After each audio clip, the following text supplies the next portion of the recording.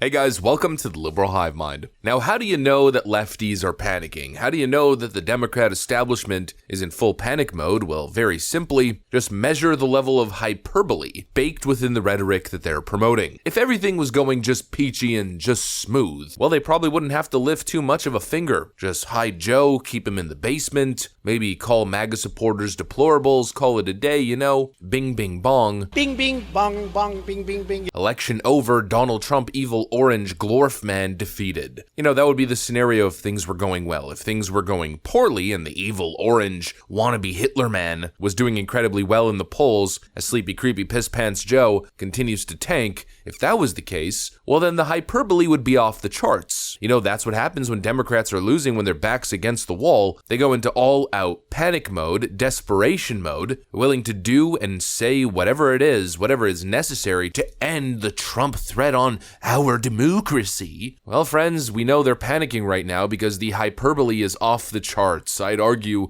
reaching early 2017 levels. The left is completely losing it. Let me show you guys exactly what I mean by that. We got some stuff to get into, so let's roll the tape. All right, friends, let's take a look at the rhetoric, or excuse me, the propaganda that's being promoted, being pushed on leftist news sources. Let's start off with MSNBC's newest edition, Jen Psaki. And yet, the hand-wringing and cocktail party speculation about an alternative to Joe Biden is continuing, will continue. Guess what? Joe Biden isn't perfect. No candidate is, by the way. But we have to understand what the alternative is here. If elected to a second term, Donald Trump would prosecute anyone he deems an enemy, unleash troops on protesters, and essentially unravel the rule of law as we know it. And this time, he plans to line his administration with people who will actually help him do it.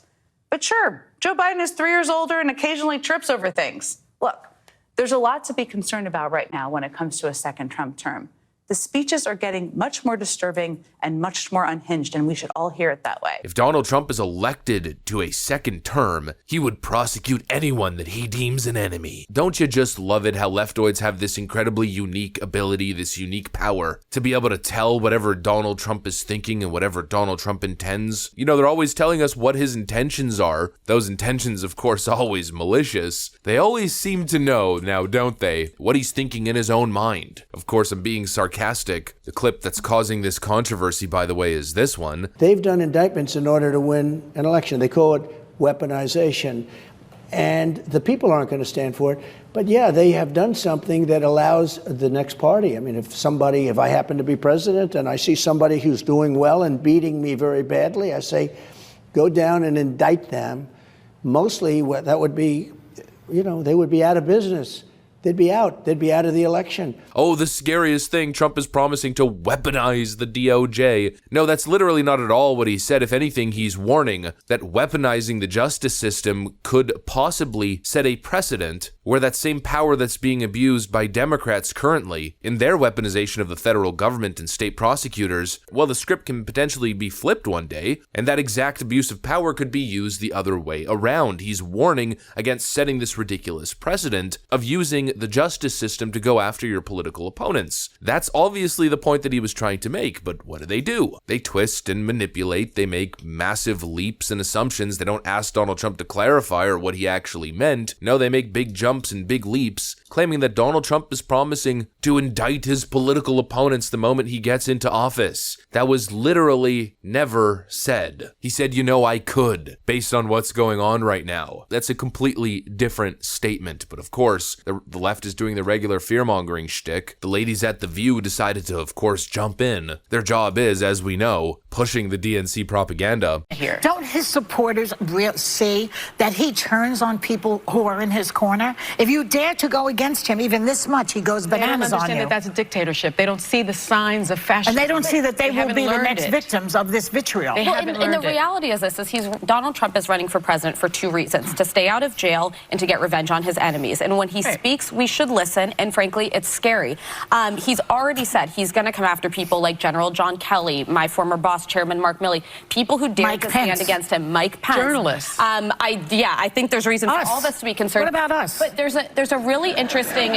Try it. Go ahead, try it. We have this show every day, okay, Donald? What if he comes after us? In what universe is Donald Trump gonna go after Joy Behar? You know, you see, it's obvious how utterly ridiculous it is, right? But of course, it doesn't end there. Apparently, Donald Trump is gonna weaponize the DOJ, prosecute anyone that he deems an enemy, unleash troops on protesters, unravel the rule of law as we know it. That's what Jen Psaki said. Joy Behar says that he's gonna come after her. Oh, Donald Trump's gonna get revenge on Joy Behar. And then beyond that, even worse, Donald Trump's bringing back concentration camps. Poor old guys having. Yeah, I mean, there have been a series of gaffes, but I think it's a mistake to focus on the gaffes. I think we got to focus on what he is telling us he intends to do. I mean, to Jim's point, on a daily basis, Donald Trump is laying out what Trump 2.0 would be, and his praise of Orban. I mean, he may have gotten the presidents wrong, but the significance of that is not the gaffe. It's really his admiration, his deep admiration, his ongoing admiration for the world's authoritarian thugs, his admiration for Chairman Mao, his admiration for President Xi and Vladimir Putin, his intent to turn the government into a weapon of revenge and retribution. The plans, the detailed plans for massive deportations and concentration camps. I mean, this is one of those moments where we have to distinguish between the white noise and the blinking red flares that are going up every time this man speaks.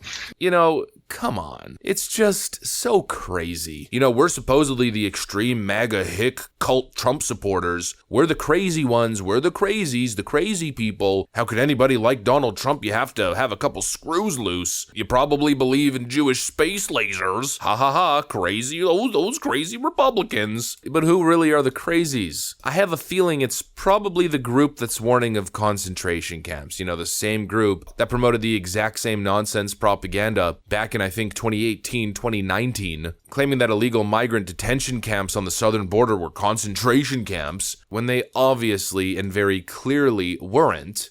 And really, the most insane part is, the ironic thing, is that everything they're warning us about Donald Trump and what he plans to do once he gets into power is essentially exactly what Joe Biden and the Democrats are doing. Weaponizing the DOJ, state prosecutors launching bogus cases. For Pete's sakes, even Eric Adams is being investigated after calling out Joe Biden's inaction on the southern border. One Trump supporter is currently being prosecuted for posting a right-wing meme, and that's not even the first time that's happened. You know, everything they claim that's going to happen under a Donald Trump term, he's a wannabe dictator, is exactly what they're currently doing. You know, the same administration that tried to launch a ministry of truth, the same administration that worked behind the scenes to suppress information during the last election cycle, is warning us of the corruption and fascism that would follow a second Trump presidential term. I'm going to end this video by saying what I always say in these situations. Give me a frickin' break. They're full of shit. And the only reason they're saying any of this is because they know Trump is winning. Anyways, that's what I got for you guys on this one. Hopefully you enjoyed it. If you did, make sure to leave a like and possibly subscribe. Thanks for watching, and I'll see you on the next one.